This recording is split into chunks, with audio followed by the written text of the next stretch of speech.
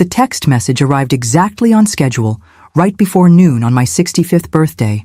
"Mom, we're all boarded on the Royal Princess. Can't believe we're doing the Mediterranean this year. Kids are so excited. Sorry again about the timing. We really thought your birthday was next month. Senior moment on our part. Love you." I stared at Amanda's message, fighting the familiar ache blooming in my chest. My daughter had added a string of cruise ship and heart emojis, as if the cheerful punctuation could disguise the deliberate exclusion. This was the 5th consecutive year my family had accidentally scheduled their annual cruise during my birthday week. 5 years of carefully orchestrated forgetfulness. 5 years of sitting alone in my modest apartment while scrolling through their photos of sunsets, exotic ports, and elaborate family dinners where every family member was present except me. I set my phone down on the kitchen counter, refusing to respond immediately. What would I say anyway? Actually, my birthday has been July 15th for 65 years now. Or perhaps, funny how you've had the same senior moment for 5 years running. Instead, I made myself a cup of tea and carried it to my small balcony overlooking the park. Below, mothers pushed strollers, and elderly couples walked hand in hand. Normal families, families who remembered birthdays. My phone buzzed again. A text from Michael, my son. "Heading out to see Mom. Reception might be spotty. Amanda said she told you about our trip. Sorry about missing your birthday again. Totally thought it was in August. We'll celebrate when we get back. Promise." August. My birthday had supposedly migrated from June to August over the years, somehow never landing in July where it actually belonged. The transparent lie should have made me angry. Instead, it just made me tired. 5 years ago, when they planned the first cruise coinciding with my birthday, I'd been genuinely surprised and hurt. I'd just lost my father, the second parent I'd nursed through years of debilitating illness, and had hoped my newly empty schedule meant more time with my children and grandchildren. I'd imagined family dinners, weekend visits, perhaps even a small celebration for my birthday. Instead, I'd received excited calls about their upcoming family cruise, one nobody had thought to invite me on. When I gently pointed out the dates overlapped with my birthday, the backpedaling was immediate and uncomfortable. "Oh, Mom, we had no idea," Amanda had said, voice thick with practiced concern. "But everything's already booked, non-refundable. You understand, right?" I had understood, more than they realized. The next year, when it happened again, I'd been more direct. "The cruise is scheduled over my birthday. Again." "Is it really?" Michael had sounded genuinely surprised. "I could have sworn your birthday was in June." By the 3rd year, I'd stopped mentioning it altogether. What was the point? My children had made it clear that their lives were more convenient without me in them, at least not in any meaningful way. I was useful for emergency babysitting, for lending money that was never repaid, for listening to their problems. But actual inclusion? That was reserved for people who fit their carefully curated image of success. I sipped my tea, watching a young family below. The mother was taking photos of her husband with their toddler on his shoulders, all of them laughing. I wondered if that young mother could possibly imagine a future where that beautiful child would pretend to forget her birthday just to avoid her company. My phone rang, interrupting my increasingly melancholy thoughts. Not Amanda or Michael. They were safely at sea now, beyond the reach of awkward conversations. But my lawyer, Patricia. "Happy birthday, Beatrice," she said when I answered. "At least someone remembers," I replied, trying to keep the bitterness from my voice. How could I forget? "It's the day we officially execute Harold's final wishes." Patricia's voice softened. "Are you ready for this? It's a big step." A year had passed since my Uncle Harold's death at 96.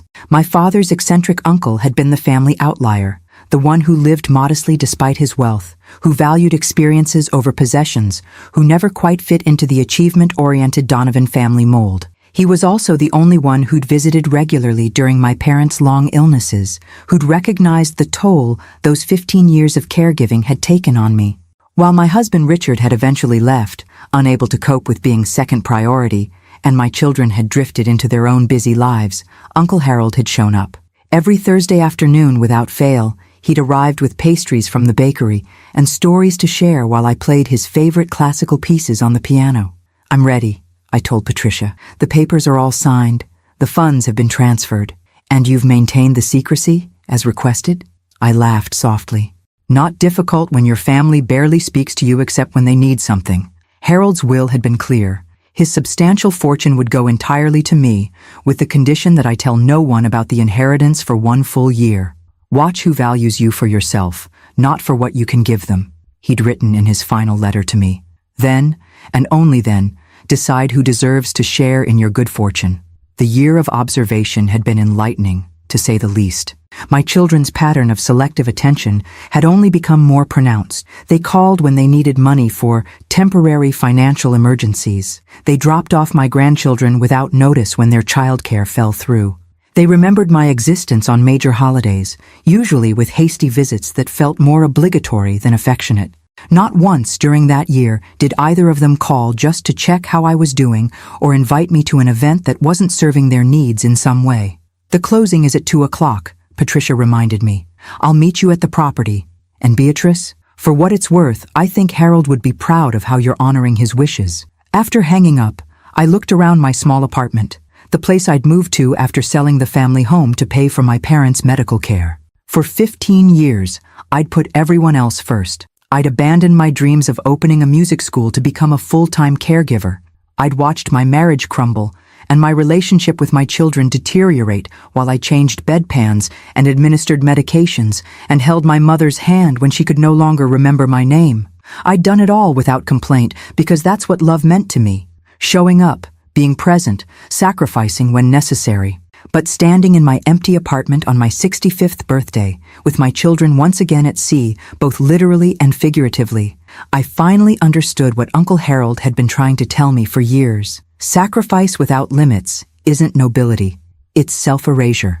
I picked up my phone and looked at the cruise photos already appearing on my children's social media accounts. The entire family, Amanda and Jason with their 2 teenagers, Michael and Vanessa with their 3 children, even my ex-husband Richard and his new wife, all smiling on the deck of a luxury liner. Having the time of our lives, the caption read. Complete family vacation. Complete. The word stung more than it should have after all this time. I closed the app and texted Patricia. I'll be there at 2, ready to start my new chapter. Then I began packing a few essentials. The rest could wait. Today, on my 65th birthday, I was finally going to give myself the gift I deserved most. A life that centered my own happiness for a change. As I closed my apartment door behind me, I felt something unexpected. Not sadness or resentment, but a lightness I hadn't experienced in decades. The lightness of possibilities. The lightness of freedom. For the first time in as long as I could remember, I was putting myself first, and it felt revolutionary. The coastal road to Seacliff was breathtaking. Winding paths overlooking the Atlantic, charming villages nestled between rolling hills, the July sun casting diamonds across the water. Under different circumstances, I might have stopped to admire the view. Today, however, my focus remained fixed on the destination. Patricia was already waiting when I pulled into the private drive, her sensible sedan looking somewhat out of place among the manicured grounds. She stepped out as I approached, portfolio in hand, her practical pantsuit a stark contrast to the grandeur surrounding us. It's even more beautiful in person, she commented as I joined her. The photos didn't do it justice. I gazed up at the house, my house as of 2 o'clock today. 3 stories of elegant New England architecture, with weathered gray shingles, white trim, and a wraparound porch that offered panoramic ocean views. Floor-to-ceiling windows reflected the afternoon sunlight, giving the impression the entire structure was somehow illuminated from within. Sea glass, I murmured, naming the property for the first time out loud. Pardon? That's what I'm calling it. Sea glass. I smiled at Patricia's questioning look. Uncle Harold and I used to collect it on the beach when I was young. He said it was ordinary broken glass transformed by time and the sea into something precious. Patricia nodded thoughtfully. An apt metaphor. I thought so too. The interior exceeded even my expectations. Soaring ceilings, walls of windows capturing the ocean views, warm wooden floors that echoed pleasantly beneath our footsteps. The previous owners had renovated with respect for the home's 1920s origins, while incorporating modern luxuries, a chef's kitchen with top-of-the-line appliances, bathrooms with heated floors and rainfall showers, a wine cellar, a library with built-in bookshelves reaching to the ceiling. The closing documents need your signature, Patricia said, leading me to the kitchen island where she'd arranged the paperwork. Everything else has been processed. The funds have been transferred as directed. I signed where indicated, the scratch of the pen against paper seeming impossibly loud in the cavernous kitchen. With each signature, the reality of my situation became more concrete. I, Beatrice Donovan, former music teacher and lifelong caretaker, now owned this magnificent property outright. No mortgage, no debt, just mine. "And this," Patricia said when I'd finished, handing me a set of keys, "makes it official. Congratulations, Beatrice." The keys felt substantial in my palm, solid brass with an antique patina, befitting the home's historic character. I closed my fingers around them, the metal warming against my skin. "There's one more thing," Patricia added, reaching into her portfolio. "Harold left specific instructions that this was to be given to you today, along with the property transfer." She handed me a sealed envelope, my name written across the front in Uncle Harold's distinctive cursive, elegant yet slightly tremulous from age. My throat tightened at the sight of his handwriting. "I'll give you some privacy," Patricia said kindly. "I need to make some calls anyway. Take your time." After she stepped onto the porch, I settled into a window seat overlooking the private beach below and carefully opened the envelope. Inside was a single sheet of Harold's personal stationery and a smaller envelope. "My dearest Beatrice, if you're reading this, then a year has passed since my departure and you are now sitting in your new home. Yes, your home. Not a family estate to be shared, not a responsibility to bear for others, but a sanctuary that belongs solely to you. For too long, I've watched you give everything to those who take your generosity for granted. Your parents, while deserving of care, consumed 15 years of your life. Your husband lacked the character to weather difficult times. Your children, I'm sorry to say, inherited neither your selflessness nor your quiet strength. This house represents what I wish I could have given you sooner. Freedom. Freedom from obligation. Freedom from others' expectations. Freedom to discover who Beatrice might be when she isn't defined by what she does for everyone else. In the smaller envelope, you'll find one last gift, something I've held in trust since you were a young woman with dreams you set aside too easily. It's time to reclaim them. All my love, Uncle Harold P.S. Happy birthday, my dear. Finally, a celebration worthy of you." Tears blurred my vision as I opened the second envelope. Inside was a faded newspaper clipping from nearly 40 years ago, a review of a piano recital I'd given at the conservatory before I'd met Richard, before my parents' illnesses, before life had intervened.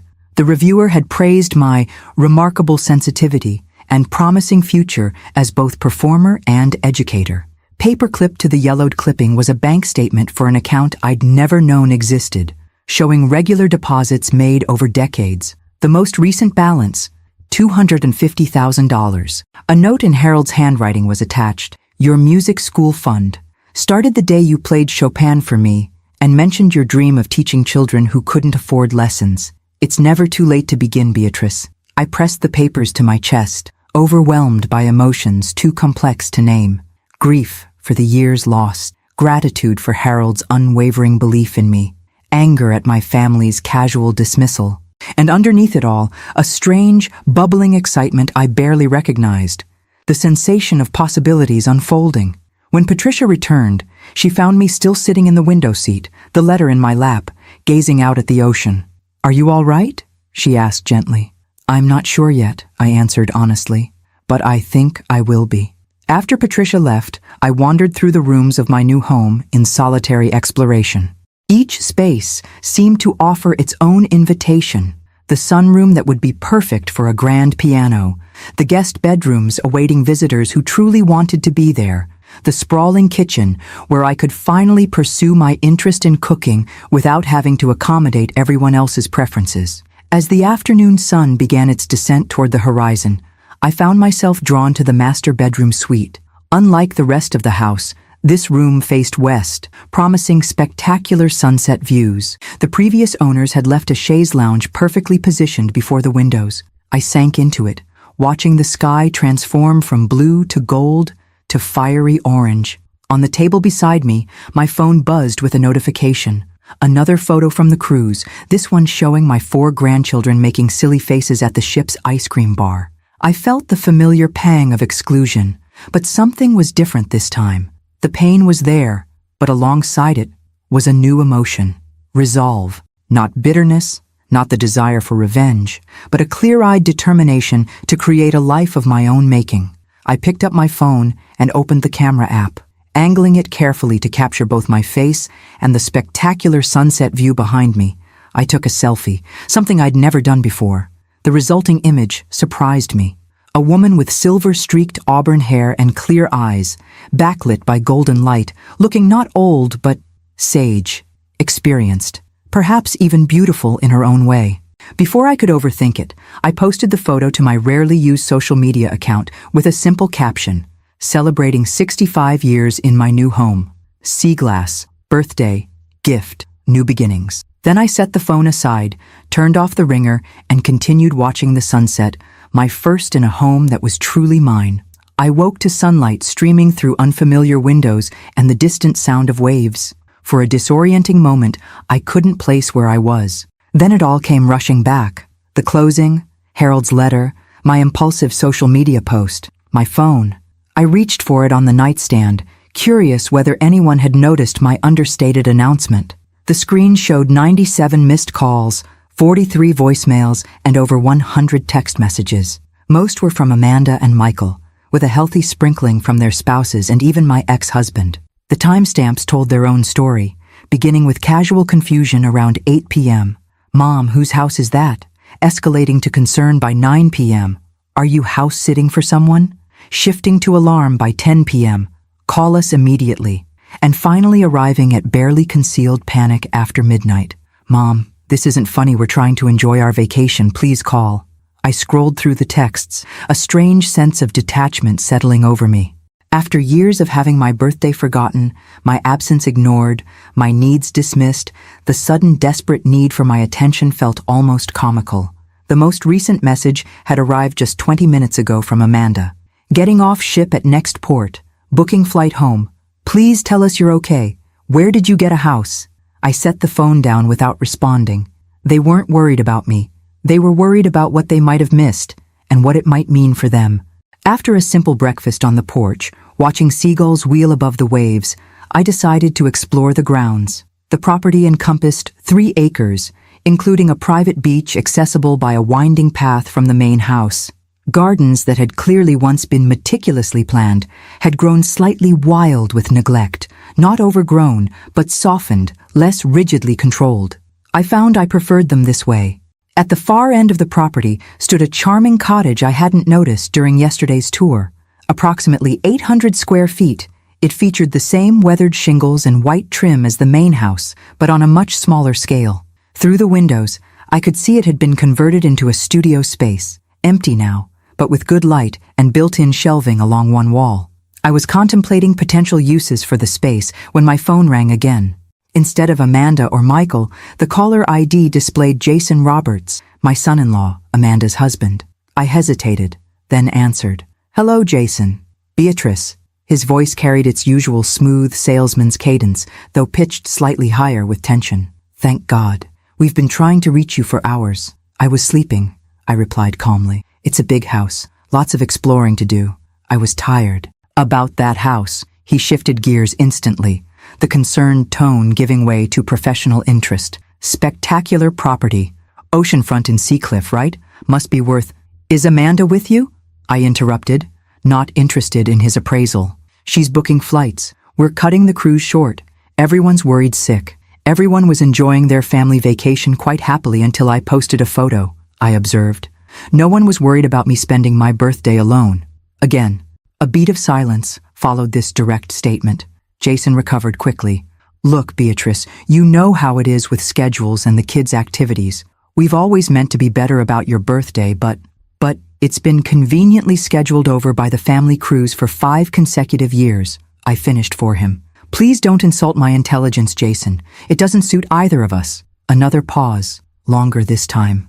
When he spoke again, his tone had shifted to something more calculated. "So this house, it's quite a surprise. A wonderful one, of course.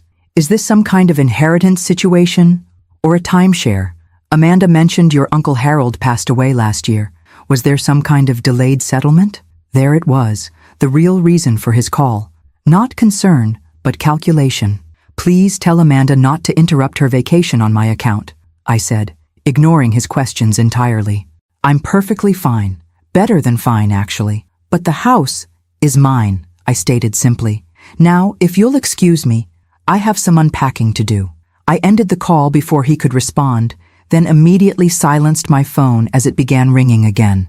They could wait. For once in my life, they would have to wait for me.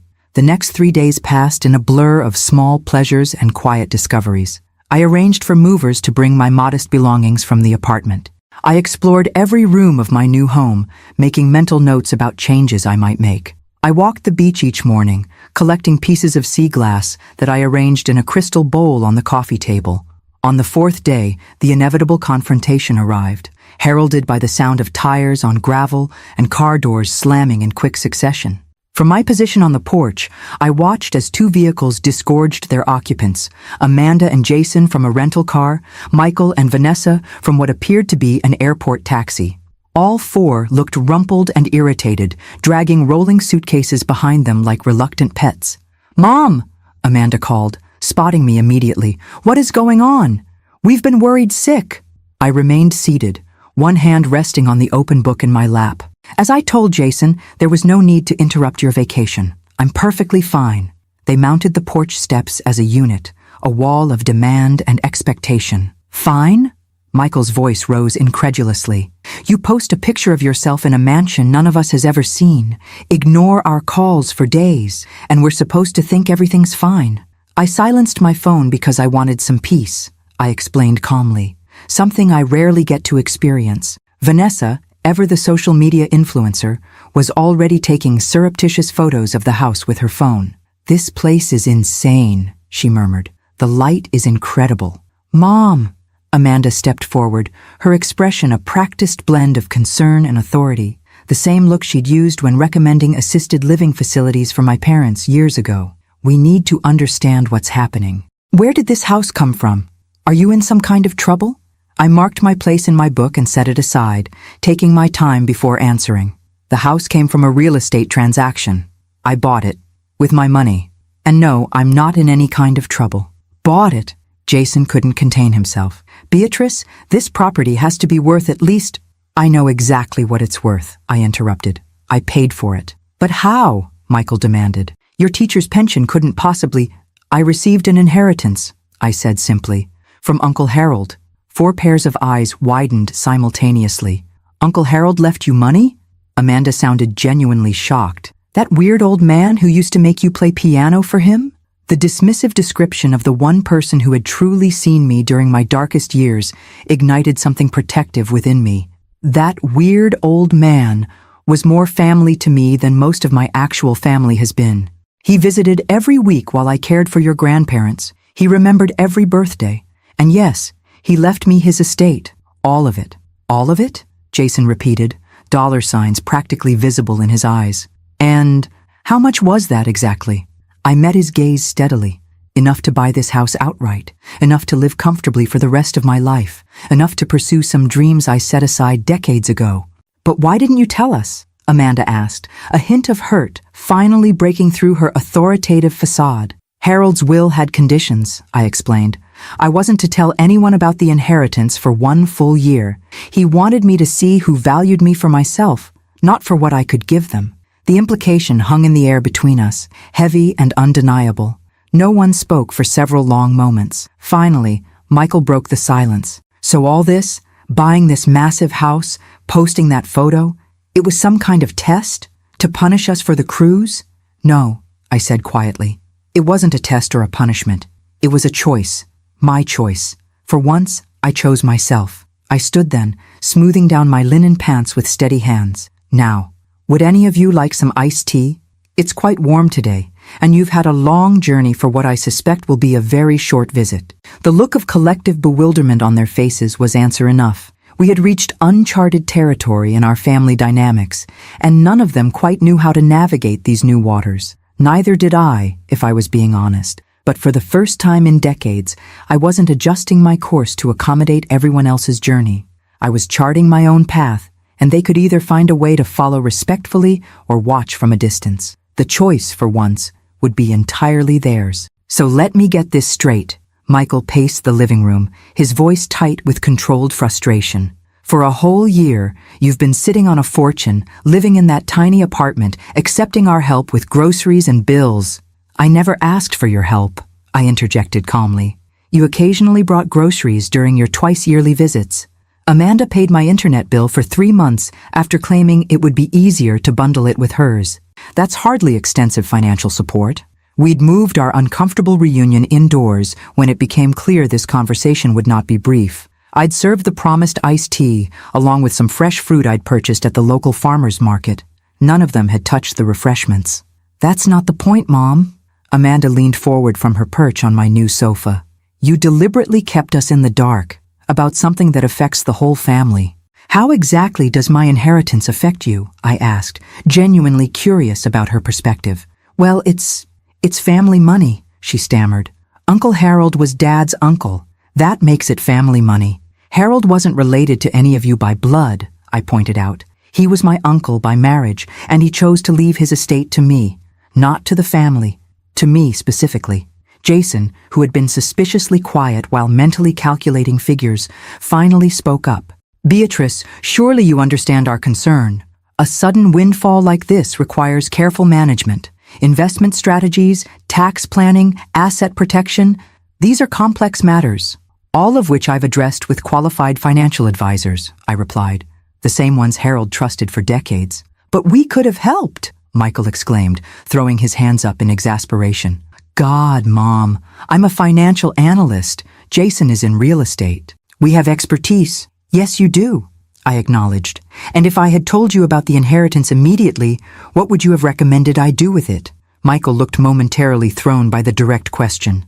Well, obviously a diversified portfolio. Some safe investments, maybe a small property, certainly not all of it tied up in a single luxury asset like this place. And would any of your recommendations have prioritized what I wanted? I asked softly.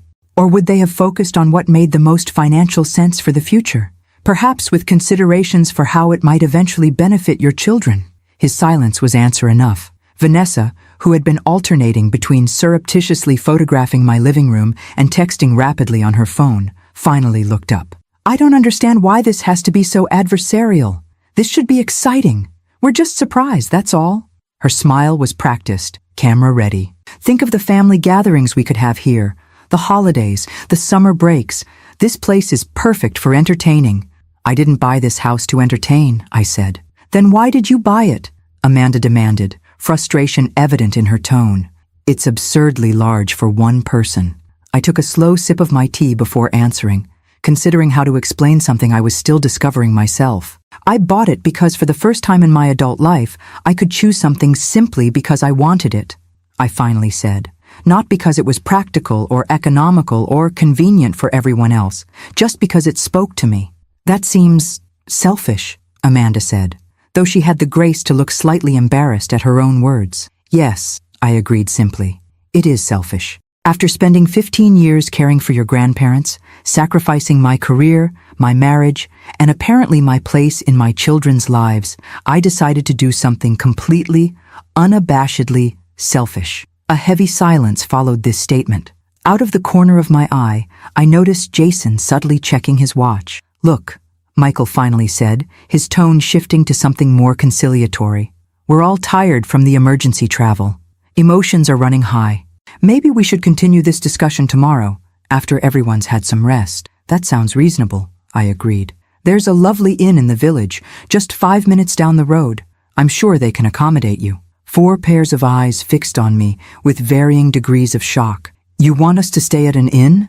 Amanda's voice rose incredulously. Mom, this house must have what? 6 bedrooms? 7, actually, I corrected her.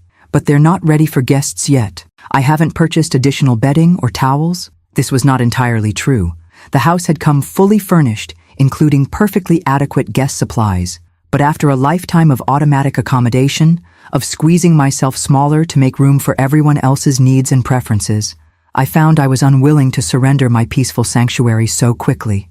You can't be serious, Michael scoffed. We flew across the ocean because we thought you were in trouble, and now you're sending us to a hotel? An inn, I corrected gently. A very charming one, and I specifically told Jason not to interrupt your vacation. That was your choice. Vanessa stood abruptly. This is ridiculous. Michael, let's just go.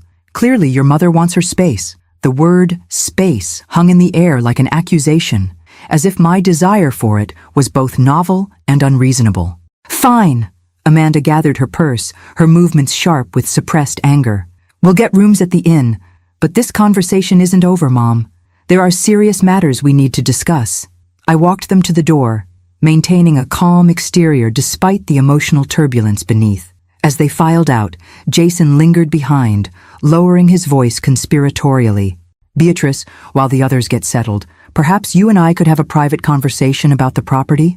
I have some connections who would be very interested if you ever considered selling, and I could ensure you get top dollar.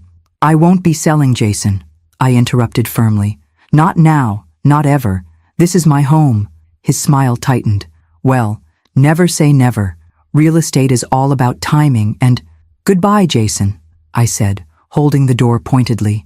I'll see you all tomorrow. Shall we say brunch at 11? After they left, the house seemed to exhale with me, the rooms expanding back into peaceful spaciousness. I wandered onto the porch, watching their cars disappear down the long driveway. Part of me felt guilty for enforcing this boundary. The old Beatrice would have scrambled to make up guest rooms, would have apologized for the inconvenience, would have cooked an elaborate dinner while everyone else relaxed. The old Beatrice would have shrunk herself to make space for their outsized reactions. But the woman who stood on this porch, watching the sunset paint the ocean gold, was discovering she preferred having room to stretch. My phone buzzed with a text from Patricia. How did the grand reveal go? I typed back, about as expected. They're staying at the Seacliff Inn tonight, coming back tomorrow for serious discussions. Her response came quickly. Remember what we talked about. You don't owe them explanations or access. This is your inheritance, not family money. I smiled at her protectiveness. Patricia had become something of a friend over the past year, one of the few people who understood the complexity of my situation. I know, I replied. For once, I'm standing my ground. As I settled into the porch swing with a glass of wine, watching the first stars appear above the darkening ocean, I realized something surprising. Despite the confrontation, despite the tension still to come, I felt curiously peaceful. The boundaries I'd drawn today might seem small to some, declining to host unexpected visitors, maintaining privacy about my finances. But for me, they represented a seismic shift. For the first time in my life, I'd prioritized my own comfort over others' expectations. And while it hadn't been easy, it also hadn't been nearly as impossible as I'd always feared. The woman I was becoming might take some getting used to. For my family, certainly, but perhaps for me as well. But sitting there in the gathering dusk, listening to the rhythmic sound of waves against the shore, I found I rather liked her already. They arrived at 10:45 the next morning, 15 minutes early for our scheduled brunch, a tactical move I recognized immediately. Amanda had always believed arriving ahead of schedule gave her an advantage in negotiations, a small power play to keep others off balance. I was prepared. The patio table was already set with linen napkins, fresh flowers, and a light spread of quiche, fruit, and pastries from the local bakery. I'd made coffee and was sipping a cup while reading the newspaper when I heard their cars on the gravel drive. "You're early," I observed pleasantly as they mounted the patio steps. "Coffee's ready if anyone would like some." Their coordinated outfits hadn't escaped my notice. Amanda and Michael both in business casual attire, as if arriving for a board meeting rather than a family brunch.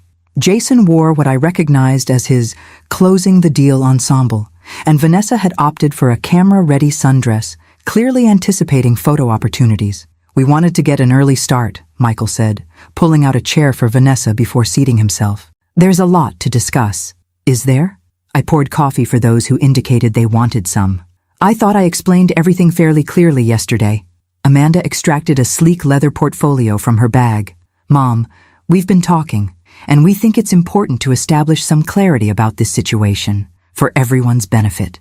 "I'm listening," I said, passing the pastry basket to Jason, who absently took a croissant while keeping his eyes fixed on Amanda's portfolio. She opened it to reveal neatly printed documents and what appeared to be spreadsheets. Of course, they'd spent the evening preparing presentations rather than reflecting on our relationship. "First," she began in her boardroom voice, "we want to acknowledge that Uncle Harold's bequest was his decision, and legally, the money is yours to manage. How generous of you to acknowledge the law, I murmured, taking a bite of quiche. Amanda's lips tightened, but she continued.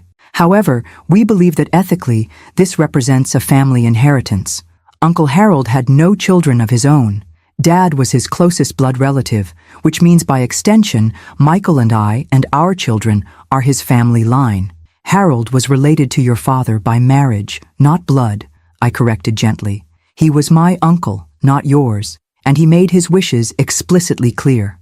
Regardless, Michael cut in, we think it makes sense to approach this as a family matter. We've drafted a proposal for how the inheritance could be structured to benefit everyone while still giving you the security and comfort you deserve. Jason nodded encouragingly. It's a win-win, Beatrice. You maintain lifetime use of this property, while we establish trusts for the grandchildren's education and set aside capital for family investments. I took a sip of coffee, using the moment to gather my thoughts. May I ask why you assume I haven't already made provisions for my grandchildren? This question seemed to catch them off guard. Have you? Amanda asked, unable to hide her surprise. I've established education trusts for each of the 5 grandchildren, I confirmed. They'll be well provided for. That's good, Michael stammered, clearly recalibrating. But there are other considerations. Tax implications, estate planning, long-term investment strategies, all addressed with Harold's financial team, I interrupted smoothly. They've been managing these assets for decades, with excellent returns. Amanda flipped to another page in her portfolio. Mom, with all due respect, you're not financially sophisticated. You were a piano teacher. These matters require expertise. The casual dismissal of my intelligence stung, but I kept my expression neutral. I've spent the past year educating myself about investment strategies, tax codes, and estate planning. I may have taught piano, Amanda, but I'm not incapable of learning. No one's saying you're incapable, Jason interjected with his salesman's smile. But wouldn't you rather enjoy your retirement than worry about managing a complex estate? Let us handle the burden. That's very considerate, I replied, but I don't consider it a burden. In fact, I've found I have quite a knack for financial management. Harold's advisors have been quite impressed. I could almost see the tactical shift happening behind their eyes, the realization that appealing to my supposed incompetence wasn't working. Mom, Michael leaned forward, switching to a more emotional approach. This isn't just about money. It's about family legacy. Uncle Harold's estate should benefit future generations of Donovans. Surely that's what he would have wanted. If that's what he had wanted, I said quietly, that's what he would have specified in his will.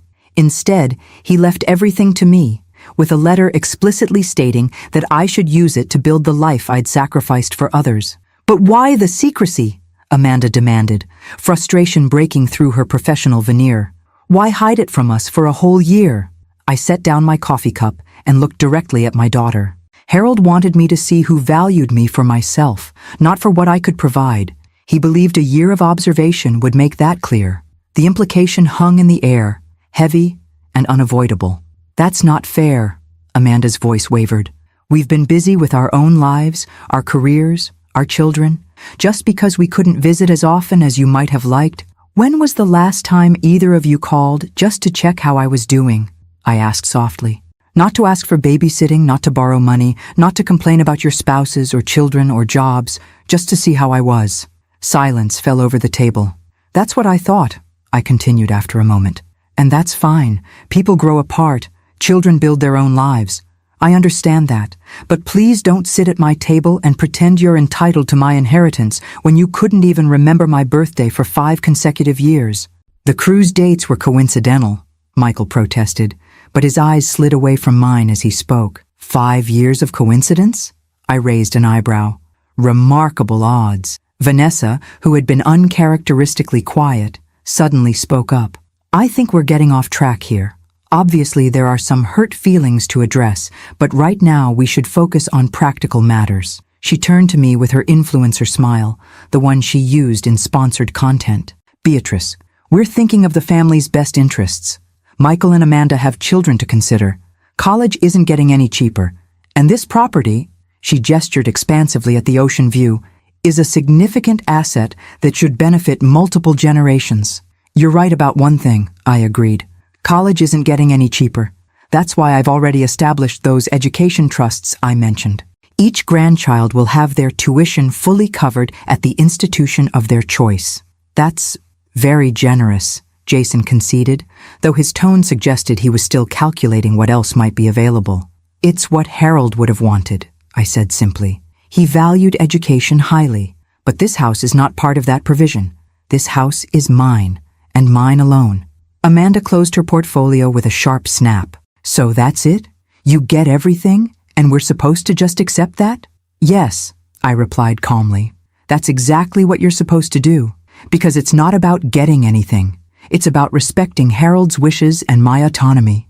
This isn't like you, Mom, Michael said, frustration evident in his voice. You've always put family first. Always. I put family first for decades, I corrected him. I sacrificed my career, my marriage, and my dreams to care for your grandparents. I supported all of you emotionally and financially whenever you needed it. I've been putting everyone else first my entire adult life. I looked around the table at their uncomfortable expressions.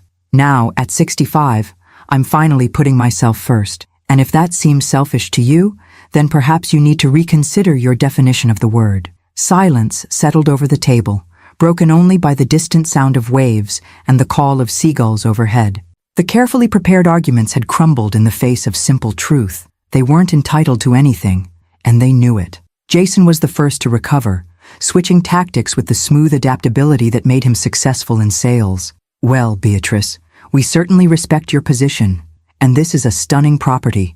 Perhaps we could discuss visitation arrangements, holiday gatherings, summer visits with the grandchildren?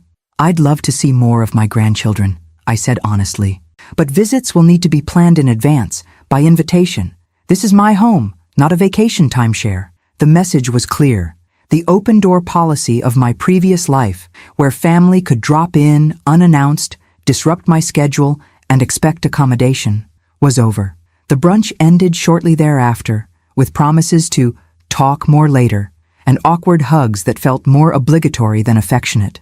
As they prepared to leave, Amanda lingered behind, while the others headed to their cars. Mom, she began, her voice softer than it had been during the negotiations. Are you really happy here? All alone in this big house?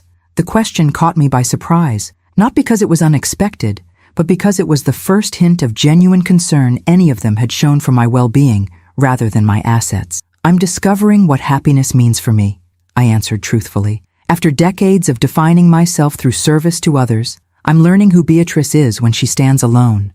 Amanda nodded slowly, a flicker of something like understanding crossing her face. I guess I never really thought about what you gave up, for Grandma and Grandpa, for all of us. No, I agreed.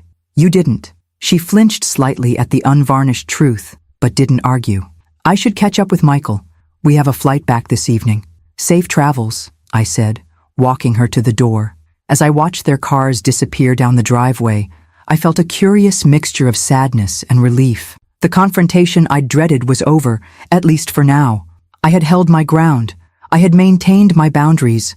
And while I hadn't miraculously repaired decades of neglect and misunderstanding, I had perhaps planted seeds for a different kind of relationship, one based on mutual respect rather than expectation and obligation. Whether those seeds would grow remained to be seen. But for the first time, I was prepared to wait and watch from a position of strength rather than need. The house felt particularly quiet after they left, not an uncomfortable silence, rather a peaceful absence of tension that allowed the natural sounds to emerge. Waves against the shore, wind through open windows, the occasional call of shorebirds. I spent the afternoon tidying away the remnants of brunch and walking the grounds, mentally planning gardens I might plant in the coming seasons. It wasn't until evening that I finally checked my phone. Alongside predictable messages from my children, "We need to continue this conversation," from Amanda. "Call me when you've had time to think," from Michael. There was an unexpected text from my 14-year-old granddaughter, Emma. "Grandma, is it true you bought a mansion by the ocean? Dad's super mad, but it sounds awesome. Can I come see it sometime?" Emma had always been different from the rest of the family. Quieter, more observant, with a love of books and music that reminded me of myself at her age. While her parents pushed her toward resume-building activities and social connections, Emma preferred solitary pursuits, reading, sketching, playing the piano I'd given her for her 10th birthday. I smiled as I typed my response. Yes, It's true, and I'd love for you to visit. Maybe we could arrange something for the end of summer? Her reply came almost immediately. Really? That would be amazing. I could help you decorate and stuff. Dad says the house is way too big for one person. I could almost hear the teenage enthusiasm through the screen, so different from her parents' calculating assessment of my property. It is a big house, I acknowledged. Plenty of room for guests who are actually invited. A series of laughing emojis followed. Oh, snap, Grandma! Dad said you were being weird and difficult, but I think you're just being badass. I laughed out loud at that, both at Emma's assessment and at the image of Michael describing me as weird and difficult to his children. How quickly the narrative was being reshaped. Language, young lady, I texted back, though I couldn't help adding a winking emoji. But thank you for the vote of confidence. Our brief exchange lifted my spirits. A reminder that family connections could exist outside the web of obligation and inheritance that had dominated yesterday's discussions. Emma saw me as a person, not just a resource or a responsibility.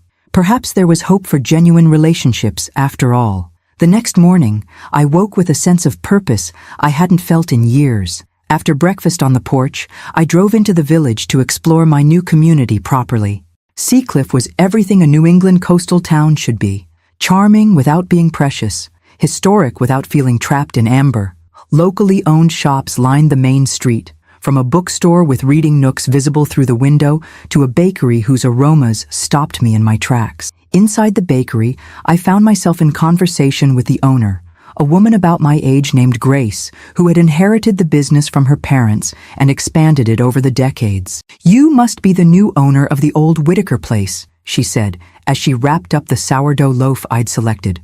"Word travels fast in small towns." "I am," I confirmed. "Beatrice Donovan." "Well, Beatrice Donovan, welcome to Seacliff." She added a small package of cookies to my order. "On the house, welcoming gift." The simple kindness caught me off guard. "That's very generous." Grace waved away my thanks. "Not at all. It's nice to see the Whitaker house occupied again. Been sitting empty too long since the old man passed." "You family?" "No relation," I explained. "Just fell in love with the property." She nodded approvingly. "Best reason to buy a house. Not for investment or status, for love." As I continued my explorations, I discovered a community center offering various classes and activities. A flyer in the window caught my eye. Wanted, piano instructor for children's after-school program. Inquire within. Before I could overthink it, I found myself pushing open the door and introducing myself to the center's director, a warm-eyed woman named Diane, who lit up when I mentioned my 40 years of teaching experience. "You're an absolute godsend," she declared after a brief conversation about my background. "Our previous instructor moved to Boston last month, and we have 15 students with no teacher. Could you possibly consider taking a few of them? The center can't pay much, but—" "I don't need payment," I interrupted, surprising myself with the words even as I spoke them.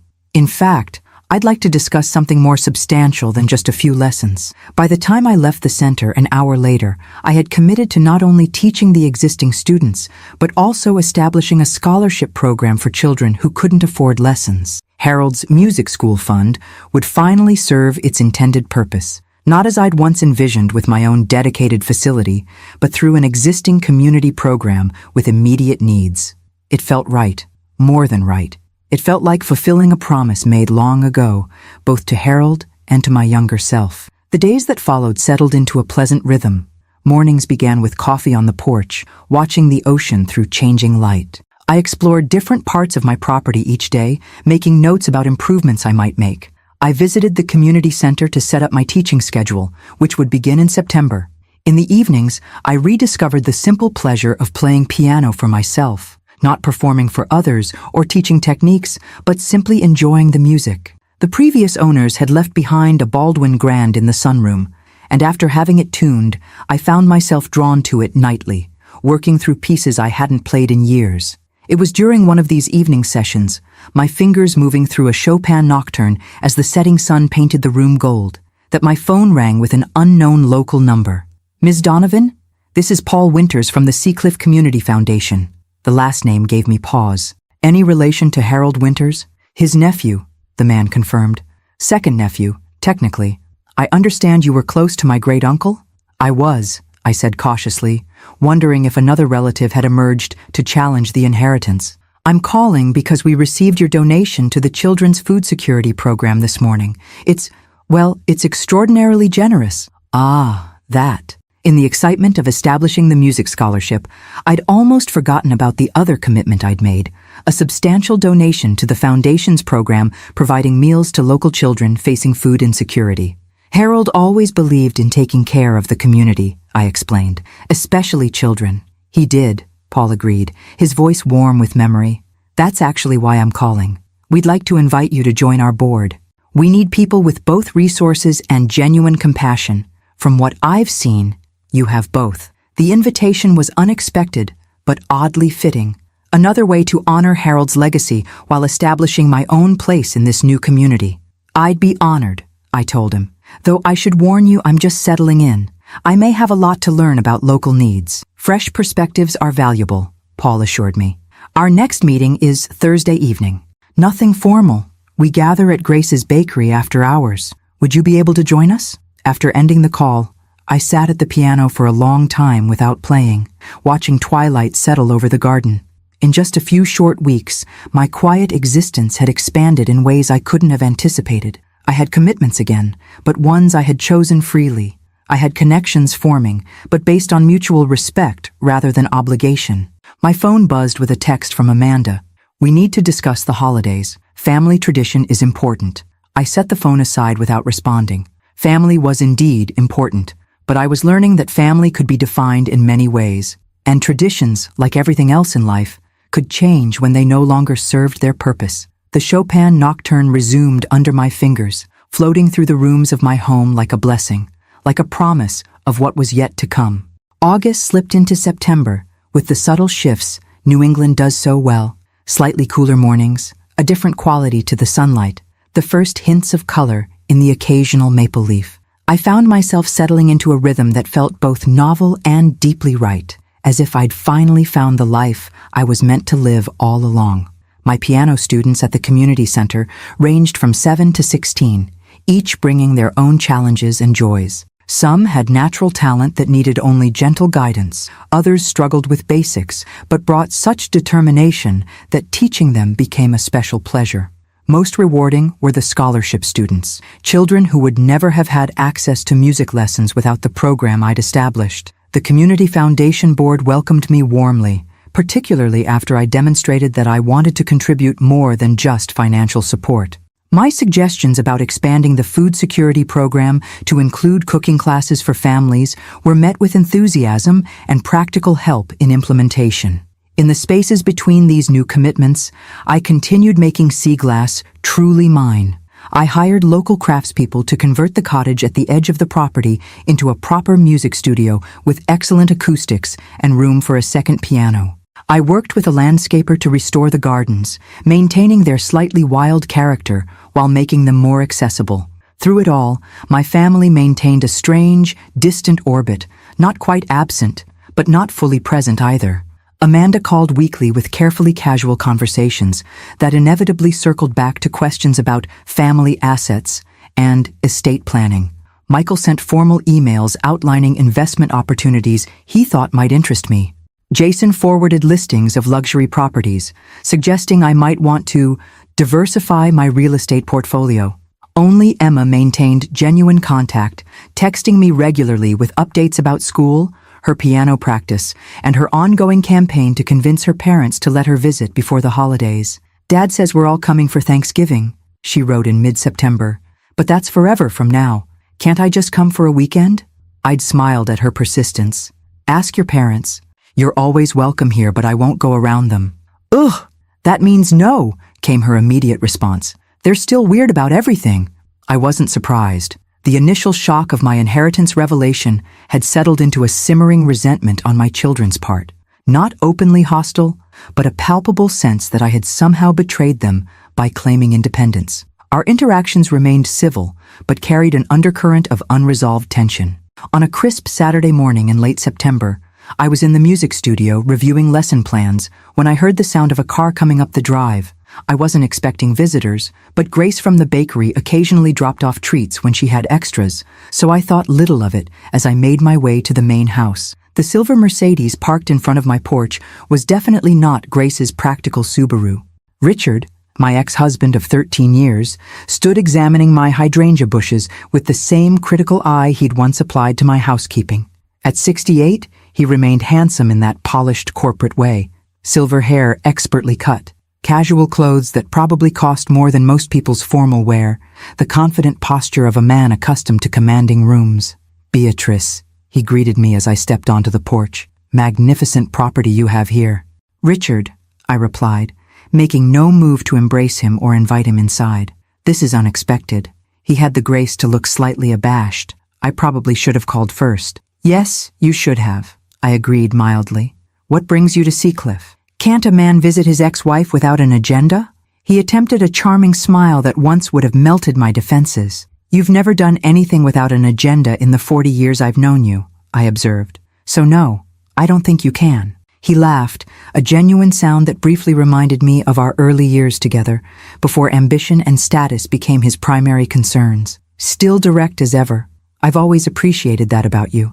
"Richard," I sighed, "it's a beautiful day, and I have lesson plans to complete." "Why are you here?" He gestured to the porch swing. "Could we sit?" "It's been a long drive from Boston." I hesitated, then nodded, settling into one end of the swing while he took the other. The polite distance between us spoke volumes about our relationship. Once intimate partners, now careful acquaintances bound only by shared history and adult children. "Amanda and Michael are concerned about you," he began. "Are they? How touching." I kept my tone neutral. "Concerned enough to send their father to check on me rather than visiting themselves. They're giving you space," he said diplomatically. "They thought you might be more receptive to me since I'm not directly involved in the inheritance situation." "Not directly involved," I repeated, "just serving as their emissary." Richard had the decency to look uncomfortable. "Beatrice, they're worried. This behavior, buying an enormous house, cutting them out of financial decisions that could affect their children's futures, it's not like you." "That's the second time I've heard that phrase recently," I mused. "Not like you." "Wait, it's interesting how people think they know who you are based on who you've been allowed to be." Philosophical musings aside, he pressed on, "there are practical matters to consider. The children feel blindsided. They believed your uncle's estate would naturally benefit the entire family." "Why would they believe that?" I asked genuinely. Harold wasn't related to them. He barely knew them. The few times they visited while I was caring for him, they made it abundantly clear they found him tiresome and his home depressing. Richard shifted uncomfortably. "That may be true, but it is true," I interrupted. "Just as it's true that they've forgotten my birthday for 5 consecutive years. Just as it's true that neither of them bothered to check on me regularly after my parents died, despite knowing how draining those years of caregiving had been." I gazed out at the ocean, gathering my thoughts. "I'm not punishing them, Richard.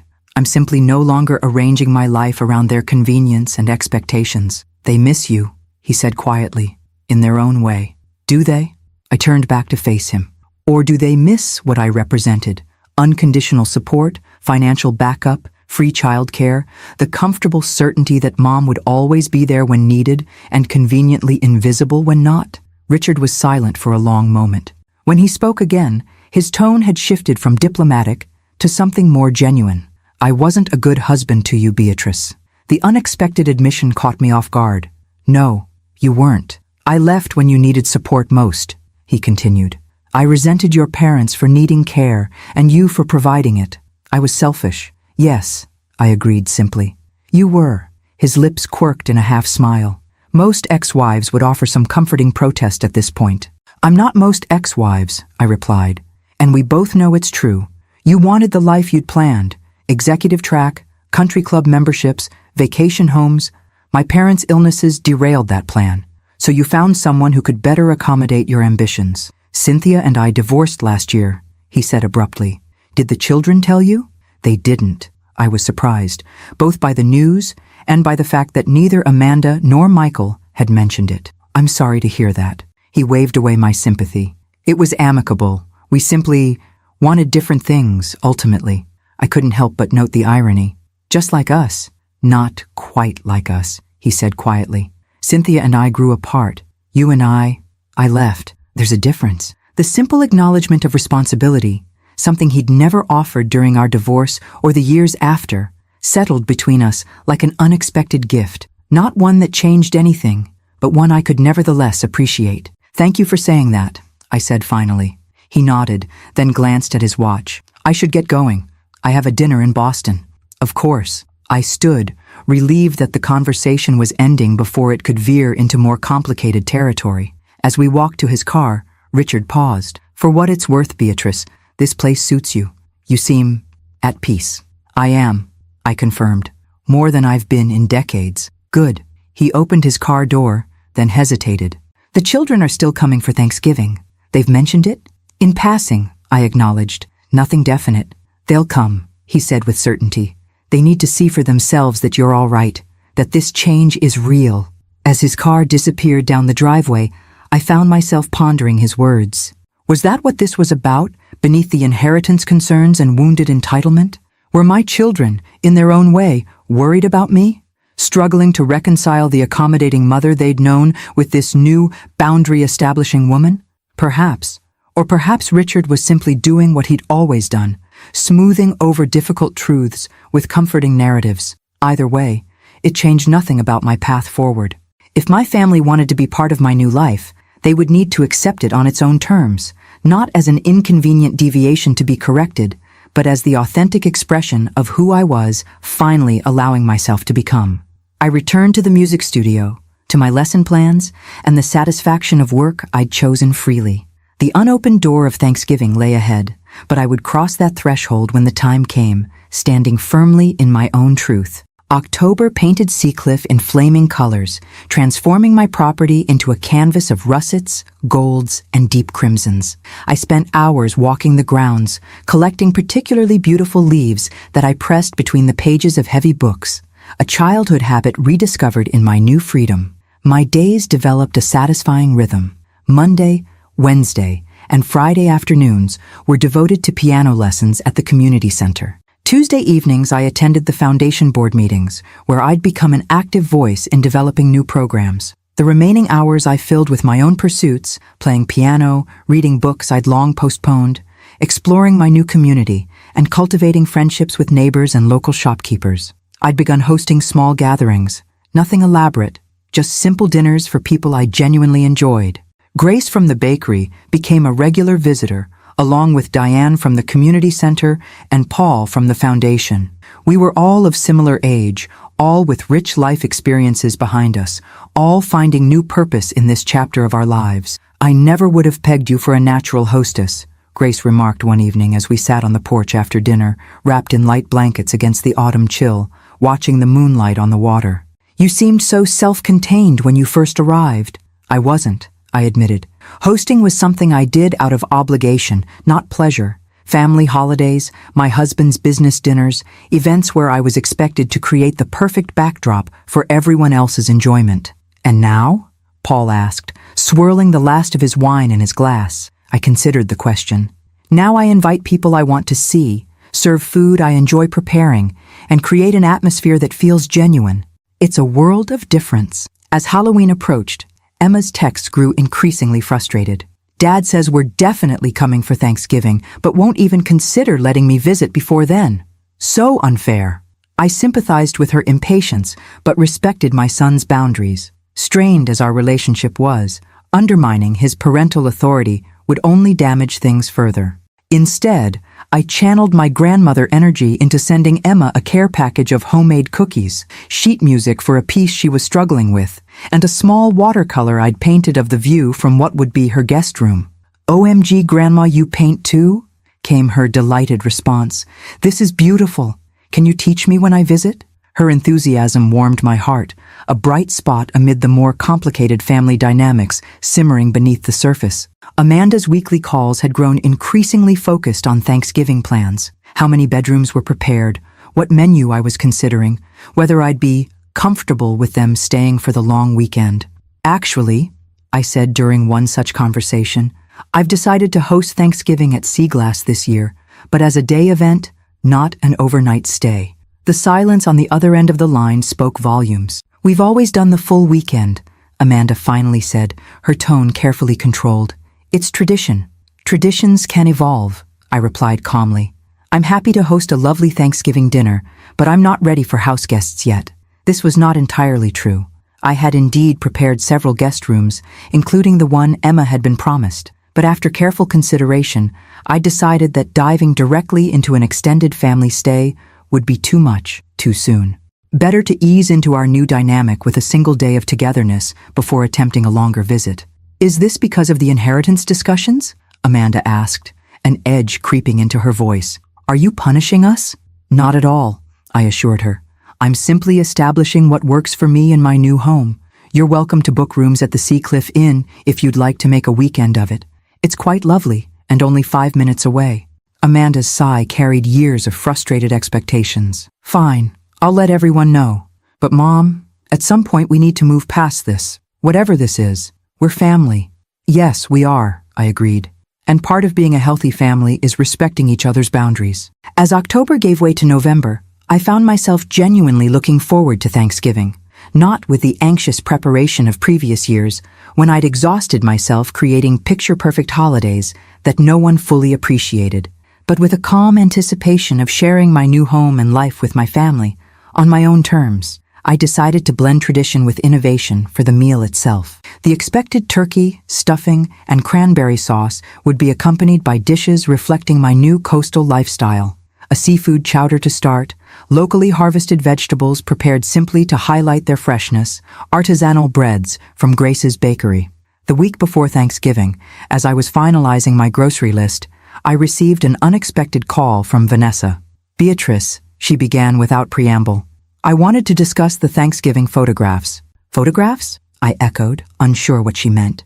Yes, for my social channels, she explained, as if this should be obvious. Your home is absolutely stunning, and a holiday gathering there is perfect content. I was thinking we could do a styled table setting before everyone arrives, and then some casual family shots during dinner, followed by... I'm sorry, Vanessa, I interrupted gently. I won't be allowing any social media photography during Thanksgiving. What? Her shock seemed genuine. But this is a huge opportunity. My followers would love an authentic family holiday in a gorgeous setting. It could really boost my lifestyle content metrics. I understand that's important for your work, I acknowledged, but Thanksgiving at my home isn't a professional opportunity. It's a private family gathering. But this isn't negotiable, I said firmly. You're welcome to take personal photos for family albums, of course, but nothing for public consumption. After a moment of stunned silence, she recovered her composure. Michael said you've been different since the inheritance. I guess he was right. Different isn't always bad, Vanessa, I observed. Sometimes it's just honest. When Thanksgiving Day arrived, I woke before dawn, not from the anxious energy that had characterized previous holidays, but from a quiet excitement. I made coffee and carried it to the porch, watching the sun rise over the Atlantic in a spectacular display of pinks and golds. Thank you, Harold, I whispered to the brightening sky, for everything. The kitchen gradually filled with delicious aromas as I worked through my carefully planned timeline. By noon, everything was either completed or at a stage where it could be easily finished after my family arrived. The dining room table was set simply but elegantly with linens, silver, and centerpieces of autumn foliage and candles. A fire crackled in the living room hearth, and classical music played softly throughout the house. When the doorbell rang at 2 o'clock, I took a deep breath and smoothed down my new dress, a deep teal that complemented my silver-streaked hair and brought out the green in my eyes. No more beige holiday outfits designed to fade into the background. This was my home, and I would stand prominently within it. Michael and his family arrived first, Vanessa looking slightly sulky, but dressed impeccably, their 3 children polite but reserved, clearly having been prepped for the visit. Emma broke protocol immediately, rushing forward to hug me tightly. Grandma, your house is amazing! Can I see my room? Did you really paint that ocean view from there? Is that a real piano in the sunroom? Can I play it? Her breathless enthusiasm brought genuine laughter from me for the first time that day. Yes to all questions, but let's get everyone settled first. Amanda and Jason arrived moments later with their 2 teenagers, completing our gathering. As I welcomed them into my home, I observed the barely concealed assessment in their gazes, The mental calculations of property values, the surreptitious examination of furnishings and art, the silent comparison of my new life to their expectations. "Welcome to Seaglass," I said simply. "I'm so glad you could all be here today." And despite the complicated undercurrents, despite the adjustments still to be navigated, I found I genuinely meant it. They were my family, flawed, sometimes selfish, often frustrating, but still connected to me by bonds of love and history that couldn't be easily severed. As we moved into the living room for pre-dinner drinks and appetizers, I caught Emma's eye. She gave me a subtle thumbs up and mouthed, "You've got this, Grandma." From the most unexpected quarter, that small vote of confidence steadied me for whatever the day might bring. Yes, I did have this. Not just the holiday, but this new life I was creating, one conscious choice at a time. "Before we begin dinner," I announced as everyone settled around the table, "I'd like to introduce a new tradition." I placed a crystal bowl in the center of the table, alongside a small stack of note cards and pens. Throughout my life, I've often focused on what was missing rather than what was present. This year, I'm practicing active gratitude. Michael and Amanda exchanged glances, clearly uncertain where this was heading. Their spouses maintained polite but distant expressions, while the grandchildren displayed varying degrees of interest, from Emma's eager attention to her 16-year-old cousin, Jake's poorly concealed eye roll. "I'd like each of us to write something we're genuinely grateful for," I continued, undeterred by their reactions. "Not the obvious answers, but something specific and meaningful.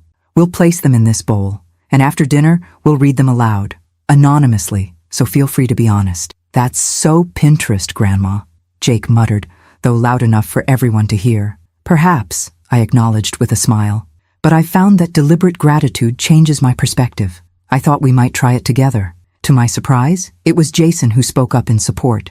"I think it's a great idea, Beatrice. We do something similar at our company retreats, helps build team cohesion." Leave it to Jason to frame family bonding in corporate terms, but I appreciated the support nonetheless. I distributed the cards and pens, then busied myself with bringing the first course to the table while everyone wrote. The seafood chowder was met with appreciative murmurs, temporarily displacing the awkwardness of the gratitude exercise. By the time we moved to the main course, the crystal bowl contained folded cards from everyone, and conversation had shifted to safer topics: the children's school activities, general news, harmless gossip about mutual acquaintances. The traditional Thanksgiving feast was enhanced by the spectacular ocean view from the dining room windows, late afternoon sunlight turning the Atlantic to molten gold.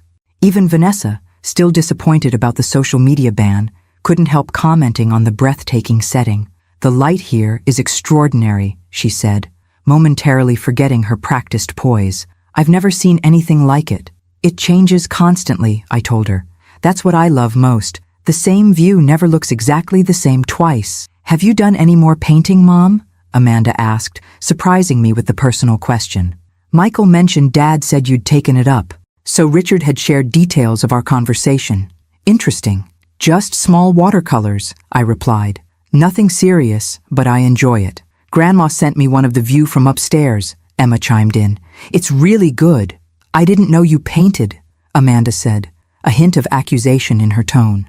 "There are probably many things we don't know about each other," I replied mildly. "That's part of why I wanted us together today, to reconnect as the people we are now, not just the roles we've played for each other." A thoughtful silence followed this statement, broken by Michael raising his wine glass. "To reconnection, then," he offered. "And new beginnings." The toast felt like a small olive branch, which I gratefully accepted.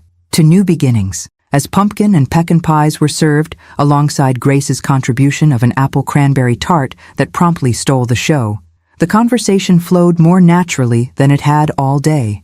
The children, growing restless after the long meal, were excused to explore the house with strict instructions about respecting private spaces and fragile objects. "They'll head straight for the piano," Michael predicted as the younger contingent departed.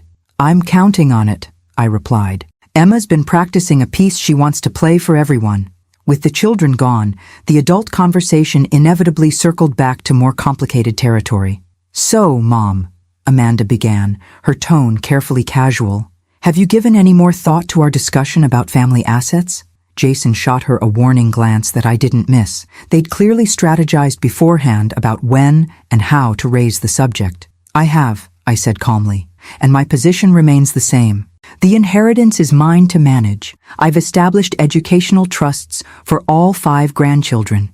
Beyond that, I'm focusing on using these resources in ways that bring meaning to my life and benefit the community. What community? Michael asked, unable to keep the edge from his voice. You've been here all of 5 minutes. We're your actual community, your family. Community takes many forms, I replied. I've established a music scholarship program at the local center. I'm working with the Community Foundation on food security initiatives. I'm building connections with neighbors and local businesses.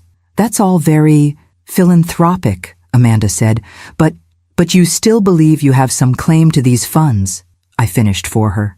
The directness of my statement created a moment of uncomfortable silence. Not a claim, exactly, Jason interjected smoothly. More a family interest in generational wealth management. I couldn't help but smile at the euphemism. Your transparency is refreshing, at least. Before the conversation could become more heated, the sound of piano music drifted from the sunroom. Emma, playing the Chopin nocturne I'd been helping her with via our long-distance lessons. The simple beauty of the piece created a natural pause in our discussion. She's quite good, Vanessa observed, sounding genuinely impressed. She practices diligently, I agreed. And she has natural sensitivity for the emotional content of the music, not just the technical elements. Michael's expression softened as he listened to his daughter play. She gets that from you, Mom.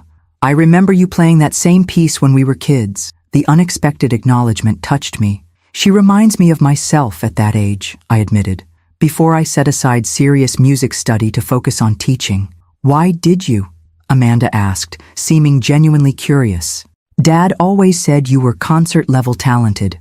The question surprised me, not because it was particularly insightful, but because it revealed an interest in my history that my children rarely demonstrated. Life intervened, I said simply. Marriage, children, your grandparents' illnesses, dreams shifted. But now you're teaching again, Michael noted. At the community center? I nodded, pleased that he'd retained this detail from our limited conversations. Just part-time. But yes, it's deeply satisfying, especially working with children who wouldn't otherwise have access to music education. The piano music stopped, and Emma called from the sunroom. Is it time for the gratitude bowl yet? The adults exchanged glances, a silent acknowledgement that our more complicated discussions would need to wait. Yes, I called back. Bring everyone to the living room. We gathered around the fireplace, the younger children sprawling on the thick carpet, while the adults and teens took the various sofas and chairs. The crystal bowl sat on the coffee table, containing our anonymous thoughts on gratitude. Who wants to start? I asked, offering the bowl to Emma, who sat closest to me. She eagerly drew a card and read, I am grateful for second chances and the wisdom to recognize them when they appear. She looked up. That's beautiful. Whose is it? They're anonymous, remember? I reminded her gently.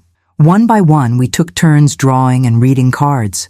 Some were predictably generic, family and good health, while others were surprisingly specific. Jake read one that said, I'm grateful for the ocean view that reminds me how small my problems really are, while Michael drew, I'm grateful for Emma's music that brings beauty into our busy lives. Amanda's expression shifted noticeably when she read, I'm grateful for boundaries that teach me what truly matters, casting a speculative glance in my direction. When my turn came, I drew a card that made me pause before reading it aloud. I'm grateful for my grandmother's courage to finally live her own life, even when it's uncomfortable for the rest of us. Emma's cheeks flushed pink, confirming what I'd already suspected about the card's author. I reached over to squeeze her hand, a silent thank you for her perceptive support. The final card, read by Jason, stated simply, I'm grateful for this house and what it represents, not luxury or status, but the freedom to choose one's own path, regardless of age. As we sat in the gentle aftermath of this exercise, the firelight casting warm shadows across our faces, I sensed a subtle shift in the room's atmosphere.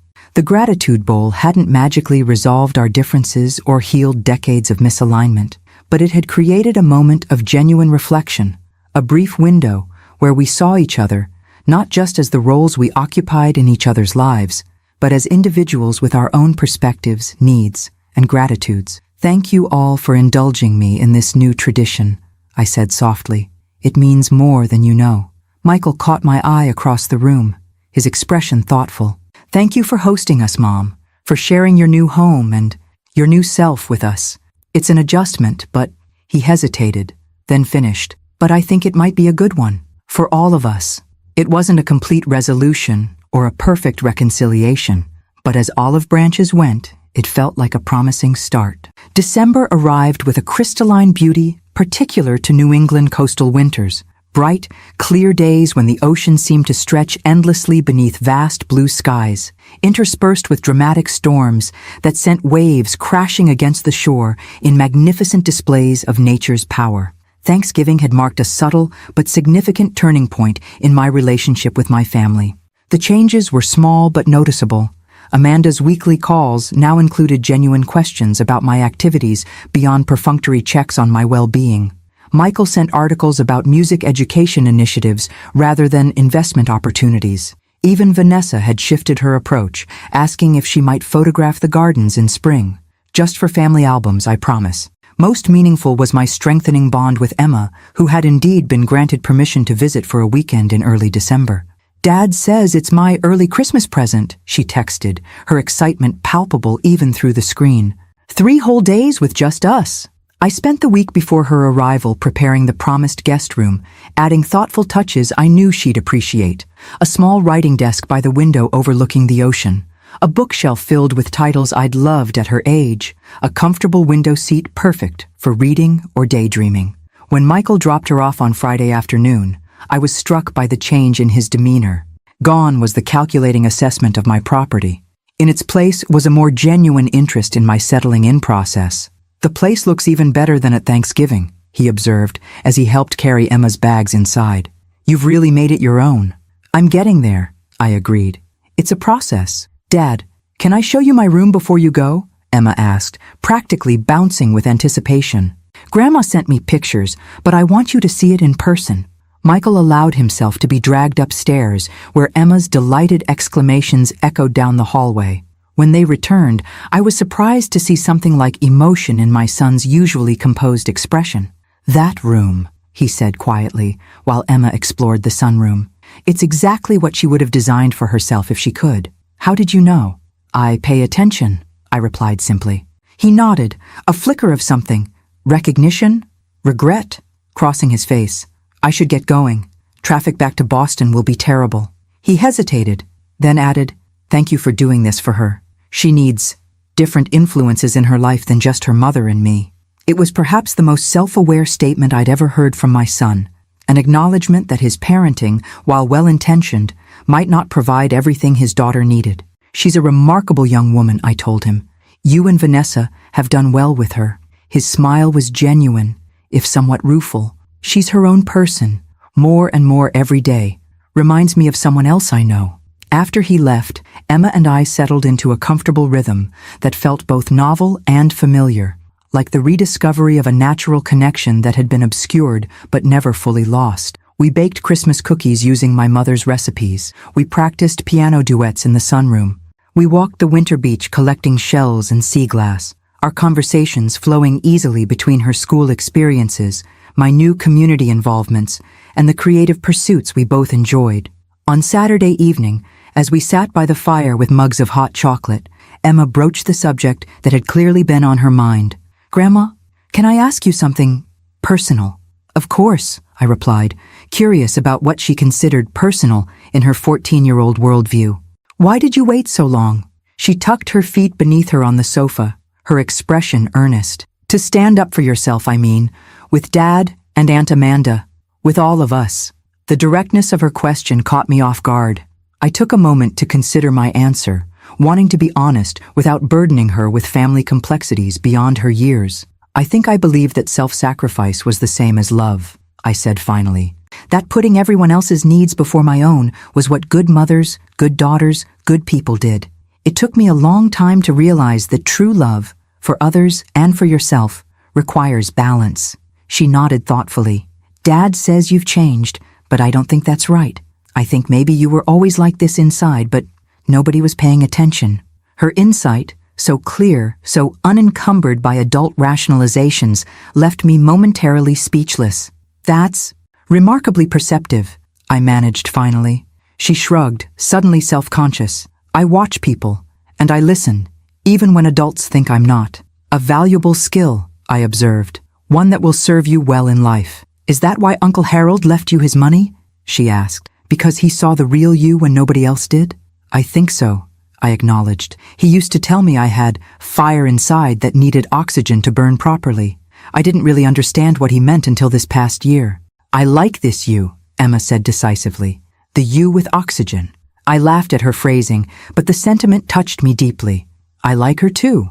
I'm still getting to know her in many ways. On Sunday morning, our final day together, I presented Emma with a small wrapped package. An early Christmas gift, I explained. Something to take home with you. She opened it carefully to reveal a handcrafted journal bound in soft leather, the color of the sea. The first page held an inscription in my handwriting. For Emma, who sees clearly. May this book hold your observations, your questions, your unique perspective on the world. With love and admiration, Grandma B. It's beautiful, she whispered, running her fingers over the cover. Thank you. I thought you might use it for writing, or sketching, or simply recording your thoughts, I said. Creative minds need outlets. She hugged the journal to her chest. I'll use it every day. When Michael arrived that afternoon to take her home, Emma's goodbye hug was fierce and lingering. I'm coming back for February break, she informed me, not asking but stating. Dad already said I could. I raised an eyebrow at Michael, who nodded confirmation. We thought it might become a regular thing, he said, if that works for you. More than works, I assured them both. It would be a joy.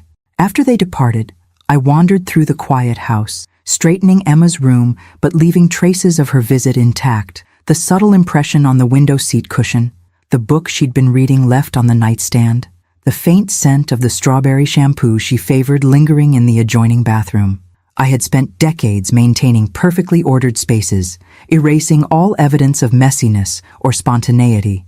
Now I found comfort in these small signs of life and connection, these gentle reminders that my home was becoming not just a beautiful showcase, but a lived-in sanctuary where real relationships could flourish. As evening approached, I moved to the sunroom where the last light of the December day cast long shadows across the floor. Sitting at the piano, I began to play, not a structured practice session or a piece selected to please others, but simply following my own musical instincts, allowing my fingers to express what my heart was feeling. Joy, gratitude, peace, and something else that had been absent for too long, anticipation for what might come next. My phone chimed with a text from Patricia. Community Foundation holiday party tomorrow night. Need a ride? I smiled as I typed my response. I'll drive. Thinking of inviting Grace and Diane too, making it a girls' night. The ease with which I now made such arrangements, casually organizing social outings, offering my home and time without calculation or obligation, still felt novel, but increasingly natural. This was what freedom looked like in practice, not selfishness or isolation, but the ability to choose connection on authentic terms. As darkness settled over sea glass, I moved through the rooms, lighting lamps against the gathering night. In each space, I had created something that reflected my true self, not the accommodating caretaker I'd been for decades, but the woman I might have become all along had circumstances been different. The woman I was becoming now, regardless. Standing at the living room window, watching moonlight silver the winter waves, I whispered a silent message to Harold, wherever he might be. I finally understand what you meant about the fire inside. Thank you for the oxygen. The inheritance had provided the means for this transformation, certainly, but the true gift hadn't been the money.